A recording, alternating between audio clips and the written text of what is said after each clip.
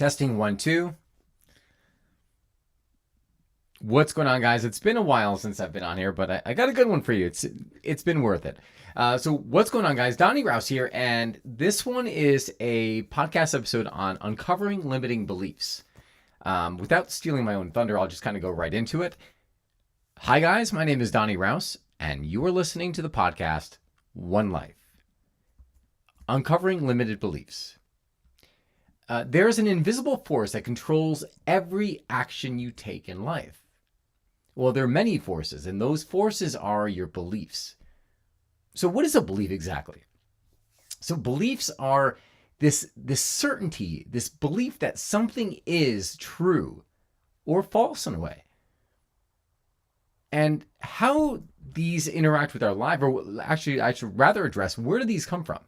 So we get beliefs from our family. They're passed down through our upbringing. We get them from church. We get it from society. And we even create them on our own through the experiences we have in life. But there's a double-edged sword when it comes to beliefs. Beliefs could be hiding in the background. You may have some unconscious beliefs that are preventing you from getting the very thing that you want, the success, the beautiful trip, traveling around the world, doing anything. There might be something there that is literally having you take one step forward and 2 steps back. So in this episode, I'm going to share a journey just from some of the experiences I had while talking with friends, attending different seminars on, one, how do you go about identifying where exactly these beliefs are? And then 2, once you know where they are, what are a couple strategies that you can use to literally reverse and break down these beliefs? So the questions I want to ask you before it's just something for you to ponder are these. Where have you been stuck? Where have you felt stuck in life where you haven't been making any progress forward? Said differently, what is something you want but you haven't been able to make progress towards? Next question is, what's been keeping you there? And is that the real reason?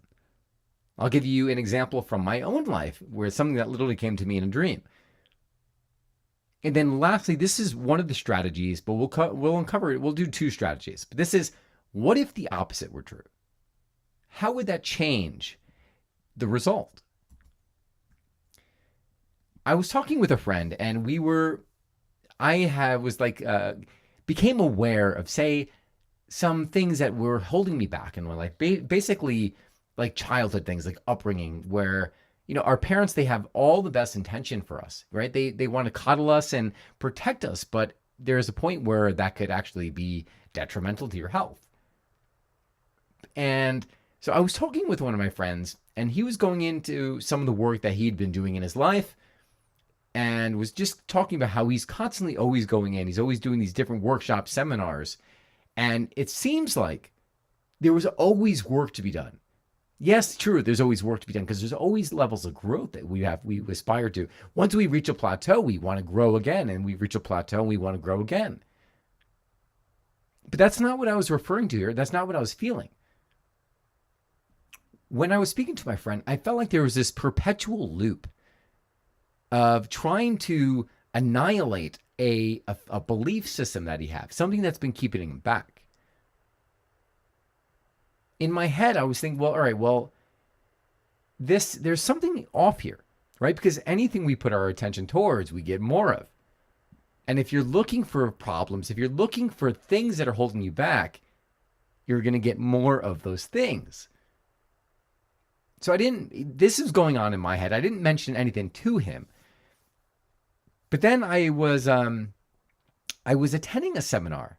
Actually, before I even go there, I've been doing a lot of life work, meaning looking at the different categories of my life and saying, okay, well, what is it that I want for my emotional life? What is it that I want for my physical health? What is it that I want for my financial life? Looking at each area, saying, all right, well, what are the beliefs that someone needs to have in order to thrive in this area? What I was finding was that the beliefs that I was holding in this area would often jump out that, I would say, okay, in order for me to believe that, so just say in the area of business, that I'm providing value, and that it's, it's about service, it's whatever it may be. When I was coming to the belief system, I started to realize that the negative beliefs that I had, the things that were underneath the surface, would start to pop their ugly heads out. And I'm kind of going to go into the next example. I was on a seminar with the Monroe Institute, and someone in the crowd said, "Hey, well, how do you uncover these limited beliefs? If you have beliefs that are holding you back in life, how do you bring them to the surface? Like, do you just keep looking for them?" And the person on the seminar said, "No, absolutely not. Why would you want to look for them? Because what you seek, you get more of." So his advice was to focus on the thing that you want, the thing that you're striving for. You're like, then the person says, well, how do I know? What if I'm striving towards that and, I have these beliefs that are holding me back? How do I get there? And he said this, and this is kind of what I was going through when I was doing this life book course and developing my life, is that when you are looking for what you want, you don't have to worry about the beliefs coming up, surfacing. Because when you're trying to get something, you're going to hit a resistance, and that resistance is often a belief. When I was doing my categories in my life and I was thinking about all the different things I want, I would get really excited, right? Like there would be so much momentum in that day. And then all of a sudden, so let me backtrack a little bit. For each area of my life, I would think of what is the belief system? Like, what are the beliefs that someone who has this lifestyle would have to have? Once I had that, then I would look, well, what is the reason? Why do I want this? Okay, and then what is the ultimate vision? The vision actually came first. But and vision is like the thing that you want. So when I was looking at that, like, right, I had the vision. I knew why I wanted it. And then when it came down to the belief system, when I would think about the belief system throughout that day, all these little like alarms would kind of pop their head, like they would pop out and start ringing. Like, oh, I'd be like, well, I have to have this belief. All of a sudden, throughout my day, something would pop up, and then the real belief, the limiting belief, would make itself known. So going back to the example from this gentleman with the seminar is that you don't need to actively seek out these limiting beliefs. They're going to seek you out when you're going towards what you want. The important thing is that you're focused on what it is that you want, not what you don't want. Because if you're focusing on what you don't want, namely trying to find what these limiting beliefs are, the things that are holding you back, you're only going to hold yourself back even more. And one last thing. So then now we looked at it, we said, okay, well, what is it that is holding us back? How do we identify it? You identify it by going towards the thing that you want. And when you start hitting that resistance, more often than not, it's a limiting belief holding you back. All right, then you say, well, is it like, what is the belief? Sometimes the belief will literally make itself known, and you might know it already, right? You'd be like, oh, well, truth is, I don't think I can make that money, or I'm afraid of making people angry. But sometimes it's double layered. So one of the beliefs, so I had moved back home a while ago when my brother and I, we sold our house. I moved back home. I was traveling, doing all the things. And then to get back out there, it's challenging for me to get back out there, because I was thinking, well, what are the beliefs that are holding me back from taking that next step? I always assumed that, oh, well, the belief was, that I can't make it on my own, right? I'd hear like things from like my childhood, things my father said, and I was pretty sure that was, well, that's the belief, right? That is it. Well, if it were easy as that, I mean, like maybe that's part of the belief. It could be a little like snippet of it, but maybe not. Because the beliefs could be broken by questioning the beliefs. You can break them down fairly easy. So as I was thinking about this belief, I went to sleep, and I don't remember what, like I pray before I go to sleep, and I can't remember what the prayer was or what I had said, but I was reading a page of the book Psycho-Cybernetics, which I'll touch upon shortly. And in my sleep, the real reasons came. Well, why was I afraid? The reason was I didn't want to be alone. I was afraid of being alone. The other reason was I was afraid of leaving my parents, like their own mortality. My parents are getting older in age. I'm getting older in age. And so, like, the different things started coming to my mind. That the second one I knew because I had spoken to my brother. He said, "Well, that's kind of silly because we're all here. We're all very close by. There's nothing that you need to do being there." But it was something in my head. So sometimes the reason you might get a superficial reason, but then there might be something even deeper than that you have to uncover. And by putting the intention of uncovering whatever the belief is that's holding you back in an area that you want to move forward, you invite it to come in and make itself known. So the last part is, all right, well, how do we know we have like these, we've uncovered the belief, right? We know we're getting stuck in an area of our lives.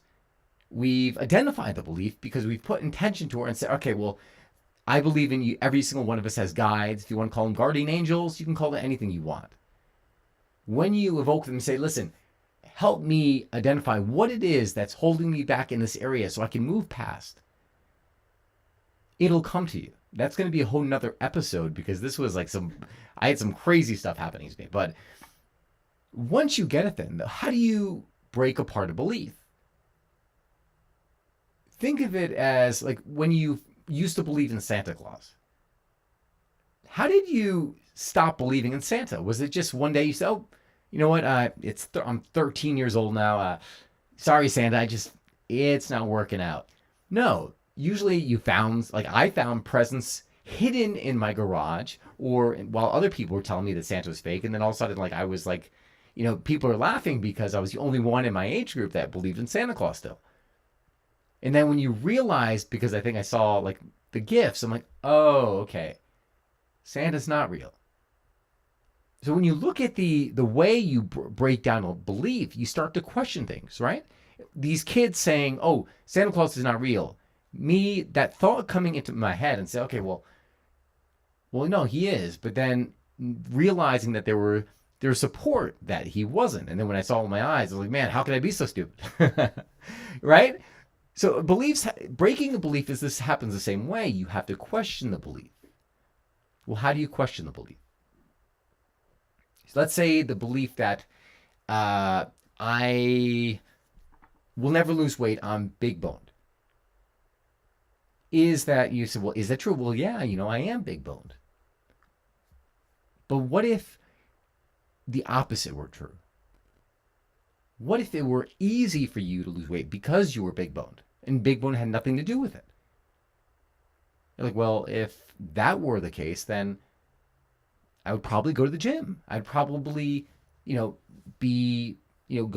5 days a week because I wouldn't have this thought in my mind that I couldn't do it because of this was my physical makeup. I don't know, I'm making something up. Or maybe the belief is, yeah, I want to, but healthy food tastes like garbage.